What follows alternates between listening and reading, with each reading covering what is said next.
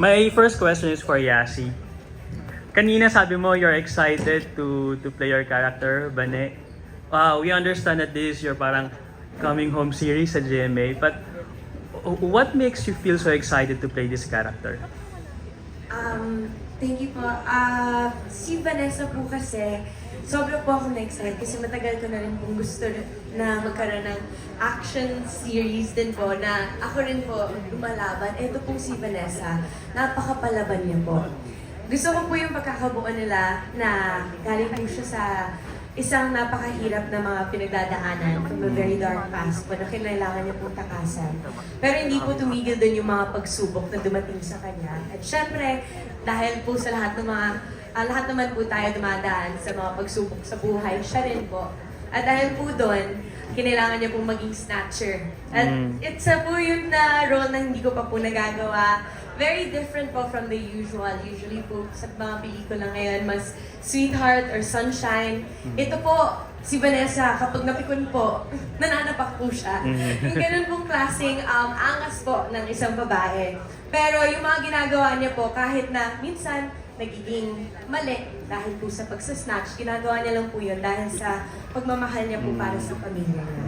At laging mabuti po yung laman ng puso niya. Kahit minsan, nagiging mali. Pero sana maitama sa tamang landas. Kanina rin, no, sabi mo, you're very thankful that you're given another chance to have a project here in GMA. What makes you feel so at home here in GMA? Sinabi ko po sa interview kanina, you don't forget also the places na saan ka galing, di ba? At naalala ko po nung pumunta po ako dito, nung 14 years old pa lang po ako, at nagkakilala po kami ni Ruru na nagkakatrabaho po kami. Gusto ko po talagang maging dancer lang. Hindi ko po inakalang darating yung mga pagkakataon po na magbibigyan din po ako ng pagkakataon na maging artista at maging leading lady. And I'm very, very grateful and very, very excited to be Ruru's leading lady naman ngayon. Alright, thank you. One question lang para kay Ruru. Kanina we were talking with Miss Nessa and sabi niya, well, we all agreed na parang ngayon bigla ka naging mature. Even sa kung paano ka magsalita, you just wanted to know, was there any recent changes in your life that made you parang change you as a person? So, yung ginagawa namin kasi yung lolo, actually before that, parang parang dumating sa point ng buhay ko na parang kine-question ko na yung kung tama pa ba yung ginagawa ko, kung ito ba talaga yung para sa akin, itong trabaho na to. And then, sakto na lagi na-delay yung lolong because nag-shoot kami na side ng pandemic. So, inisip ko na baka hindi na mag-work. But, ang dami kong realizations dahil lang sa mga pagkakataon na it was my lowest point. Ang daming nangyari sa buhay ko. Yung mga taong alam kong na malapit sa akin, pagka may problema ako, sila'y mahingan ko ng tulong, nawala sila lahat. Yung mga taong alam ko naniniwala sa akin dati, nawala na. Kinukumpara ako sa iba, or parang tinadoubt na rin ako. So sabi ko sa sarili ko na, ngayong wala nang ibang taong naniniwala sa akin, kailangan ko maniwala sa sarili ko. At dun mas tumibay din yung faith ko kay God. And I also realized na bakit ko sasayangin yung mga lahat ng panahon na pinaghirapan ko. 10 years, inintay ko tong pagkakataon, itong lolong, bago ko makuha yung time na yon. So bakit ko isusuko? So I gave everything in that project. Sinabi ko sa lahat ng crew, sa lahat ng staff, sa lahat ng artista, na pag hindi ito naging successful, baka ito na yung last ko. So after that, na naging successful siya, another realization na naman sa akin, na-realize ko na everything happens for a reason. May mga bagay na hindi natutuloy sa atin, ibig sabihin hindi yun para sa atin. Dahil meron nakalaan na mga bagay na para sa atin, na higit pa dun sa mga hinihiling natin.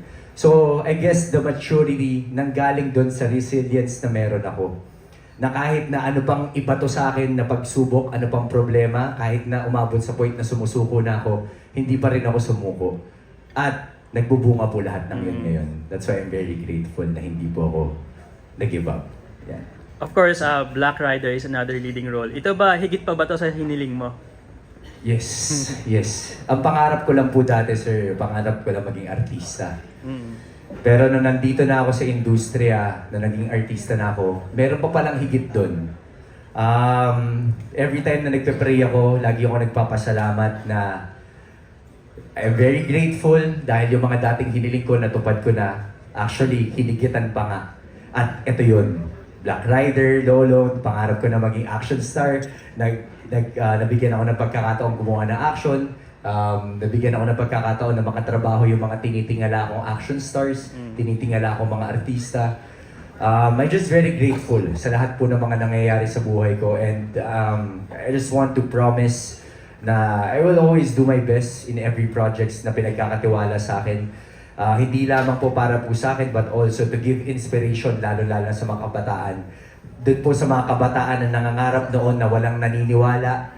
Kung nakita niyo ako dati, I was so thin, sobrang payat ko. Walang maniniwala mararating ko yung mga pangarap ko, pero hindi po ako sumuko. So, para po ito doon sa lahat po ng mga nangangarap na lakihan niyo lang po yung pangarap niyo at kailangan niyo ipaglaban at huwag kayong susuko.